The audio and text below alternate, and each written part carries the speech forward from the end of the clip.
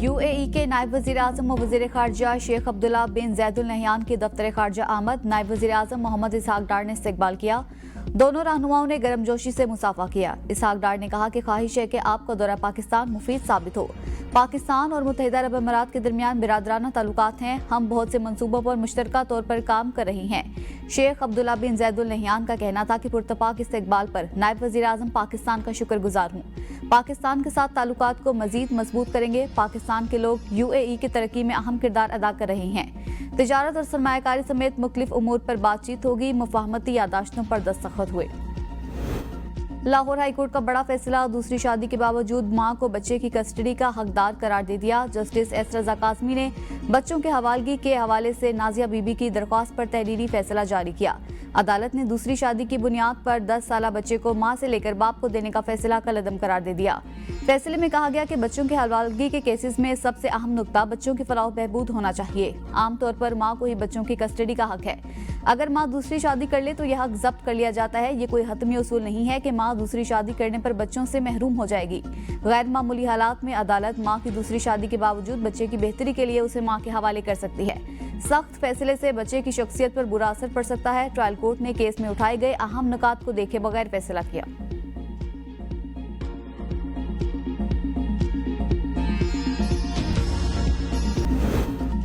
Justice Mansoor Ali Shah ने कायम मकाम चीफ जस्टिस के ओहदे का हलफ उठा लिया। सुप्रीम कोर्ट के सीनियर जज जस्टिस मुनीब अख्तर ने जस्टिस मंसूर अली शाह से हलफ लिया।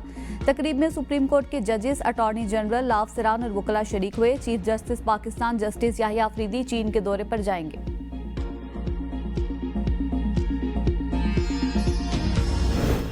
इस्लामाबाद हाई कोर्ट में मातहत अदलिया के 2 जजेस की खिदमत पेशावर हाई कोर्ट को वापस। डिस्ट्रिक्ट एंड सेशन जज सैयद एहतशाम अली और हसीना सकलैन शामिल। कायम मकाम चीफ जस्टिस की मंजूरी के बाद नोटिफिकेशन जारी।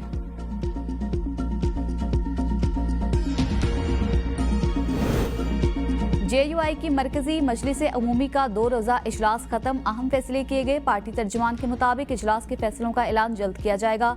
फैसलों से मुतल्लिक ऑफिशियल बयान जारी नहीं किया गया।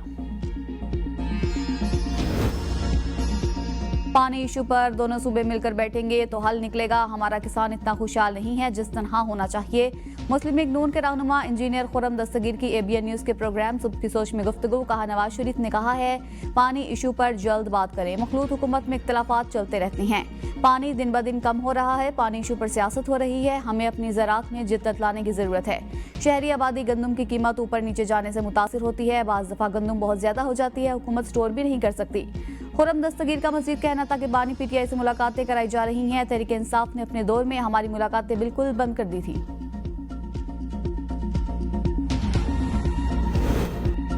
पानी की तकसीम का इख्तियार वज़ीर आज़म के पास नहीं, सदर के पास। आइन के तहत कोई एग्जेक्टिव इख्तियार नहीं। किसी के दिमाग में कोई गलतफहमी है तो दूर कर ले। सूबाई वजीर सईद गनी की मीडिया से गुफ्तगू। कहा, हमने कभी भी किसी चीज पर समझौता नहीं किया। विफाकी हुकूमत मसाइल ना खड़े करे। नून लीग बताना चाहती है पीपल्स पार्टी सियासी मजबूरी में ये बात कर रही है। हम हुकूमत में नहीं लेकिन इसको सपोर्ट कर रही हैं। नहरी मामले पर सिंध के लोग मुत्तफिक हैं।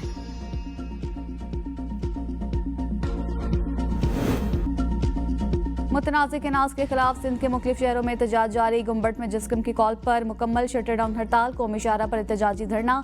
गाड़ियों की लंबी कतारें लग गई। मुसाफिरों को मुश्किलात। नौशहरा में भी मुकम्मल शटर डाउन हड़ताल। सिंध बार कौंसिल का आज से गैर मुअय्यना मुद्दत के लिए अदालती बाइकआउट का ऐलान। वकला के एहतजाजी मुजाहिरे। जुडिशल कॉम्प्लेक्स सांगड़ में ताले लगा दिए।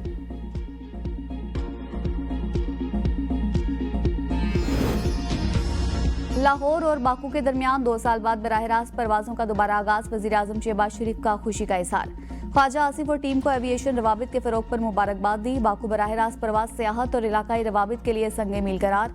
इफ्तिताही परवाज खातून पायलट लेकर गई। वज़ीर आज़म का मजीद कहना था कि पाकिस्तानी खवातीन हर मैदान में नुमाया कारकर्दगी दिखा रही हैं।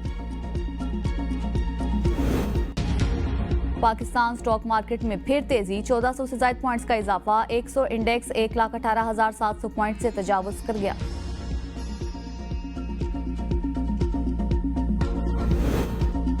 खैबर पख्तूनख्वा हुकूमत ने दीनी मदारिस के लिए ग्रांट 3 करोड़ से बढ़ाकर 10 करोड़ कर दी। मुशीर इत्तलात बैरिस्टर साहब कहती हैं तलबा को मजहबी तालीम के साथ जदीद तकाजों से हम आहंग किया जा रहा है। सूबाई हुकूमत स्कूलों के साथ साथ मदारिस पर भी खुसूसी तवज्जो दे रही है।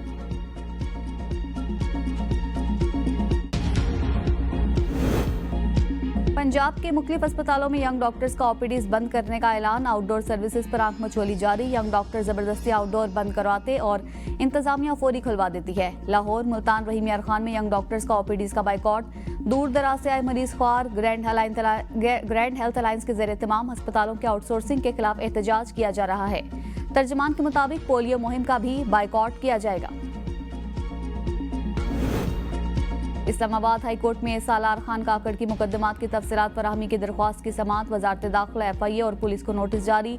2 हफ्तों में जवाब तलब। जस्टिस मोहम्मद आजम खान ने सालार काकड़ की दरख्वास्त पर समाअत की। वकील ने दलाइल में कहा कि दरख्वास्त गुजार कानून पसंद शहरी और तवील अरसे से सियासी सरगर्मियों में अहम किरदार अदा कर रहा है। अदालत ने समाअत 2 हफ्तों के लिए मुलतवी कर दी।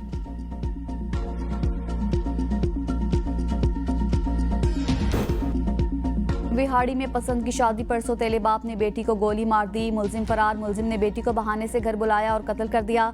लाश अस्पताल मुंतकिल कर दी गई।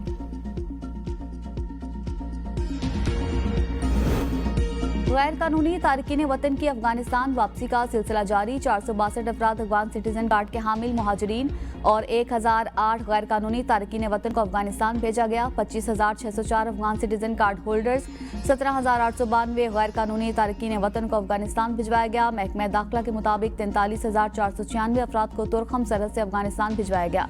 इस्लामाबाद से 1982, पंजाब से 16,624, गिलगित से 2, आज़ाद कश्मीर से 1019 और सिंध से 44 अफराद को अफगानिस्तान बेदखल